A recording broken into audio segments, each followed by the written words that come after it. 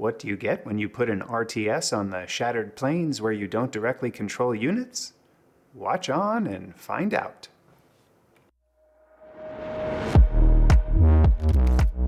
My name is Thoraxe, and this is Strategy for Busy People. If you've got a few minutes, I'll tell you what to play.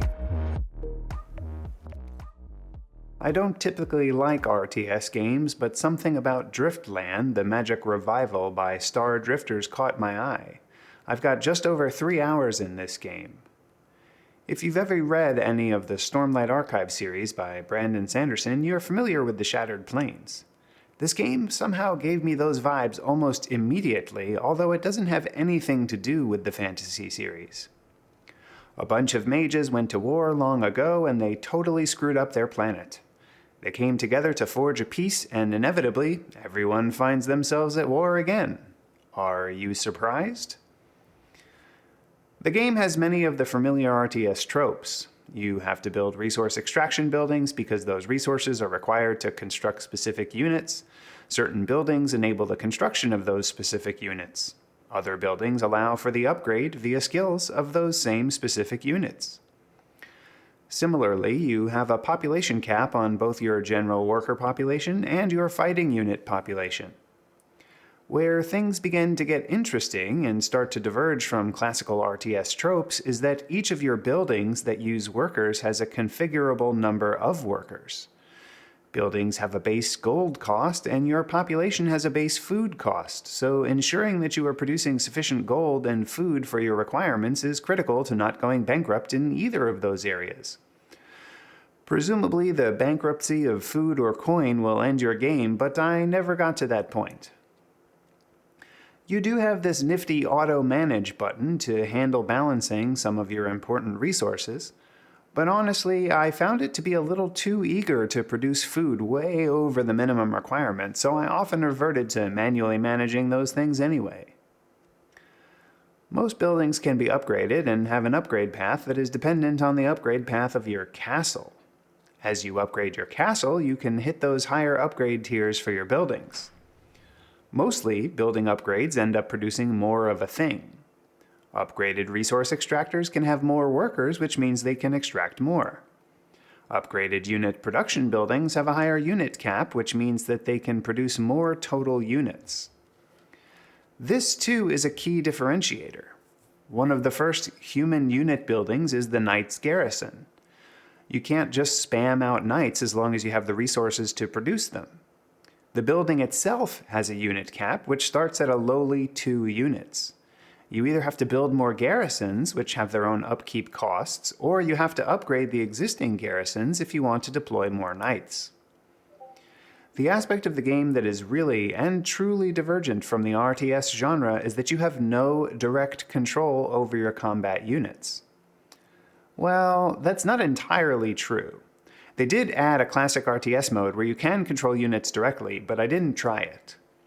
In both the story mode and the free play mode, the best you can do is signal an attack or declare a raid. Your units will eventually figure out how to do the right thing. You also have this concept of a combat camp that you can erect, and units associated with the combat camp do get some buffs. But setting up a camp for a raid does take some time. As is to be expected, each of the species in the game, like humans or the dwarves, has their own special unit types and differences in how they operate. All of the factions are asymmetrical in that way. In all of this review so far, we haven't really addressed the magic aspects. Sure, some of the species have magic-wielding units, but you, as the leader of your forces, are also a powerful mage. There is an entirely separate tactic set that you can employ as the overseer of all the things. For example, you can't just jump all nimbly-pimbly from plane to plane on poles like in the Stormlight Archives.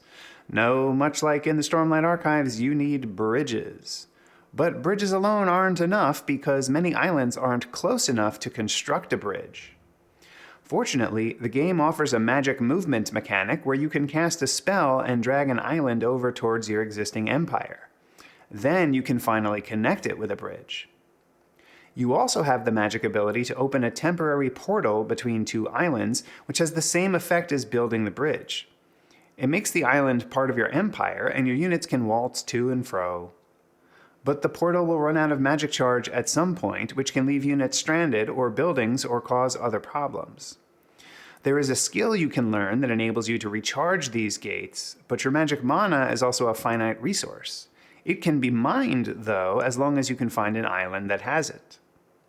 In classic RTS style, there is a fog of war that obscures areas, but you can cast a magic eyeball spell to expose an area of the map you can't see yet.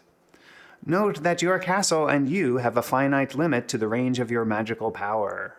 Trying to operate outside of that limit means that you may not be able to wield all of your cool magical powers. Oh, and you have offensive spells too. Before I give my final verdict, take a moment to like this video and subscribe to the channel. Don't forget to share it with your friends. Agree with me, disagree with me, or want to see other content? Let me know in the comments below. Want to try this game yourself? Check out my humble affiliate link below. And if you want to support me in making more of these videos, become a patron on Patreon. Your support really makes a difference. The final verdict. As I mentioned earlier, I typically don't like RTS games. The fact that I put only 3 hours with this title doesn't mean that it's bad, though. It's actually quite a solid RTS, and the thing that really made it playable and enjoyable for me was the fact that you didn't have a click-fest hellscape of a classic RTS where you had to micro everything in order to find success.